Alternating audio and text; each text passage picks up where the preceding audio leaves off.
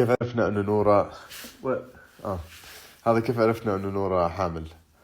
طبعا قبلها بيوم، قبل يعني تقريبا اسبوع، ونورا بتاكل. احنا مش عارفين انه نورا حامل يعني لهالدرجه. هذا كان تقريبا في ساوث افريكا لما كنا في قبل، حسب علمي قبل 4 أشهر تقريبا كان الانيفرساري تبعنا.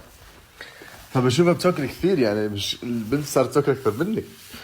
فقلت رجعنا على الامارات، الا اختها الصغيره بترسم طفل ولد وبنت، رسمتهم وحطتهم بس هيك ورقه رسمي بس، وقالت هذول اولادكم، وضحكوا كل شيء تمام.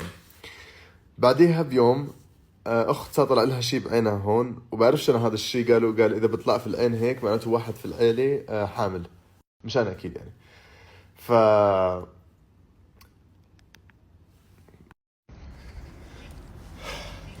ايش الاخبار؟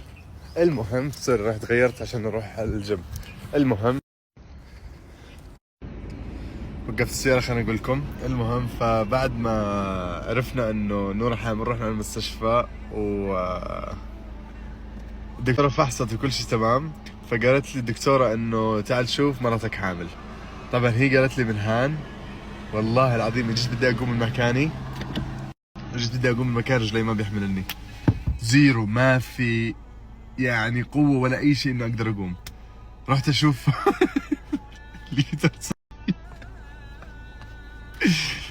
وبس. لكن انتظر الرياكشن، سوينا فيديوهات كثير للرياكشن، اتس نايس.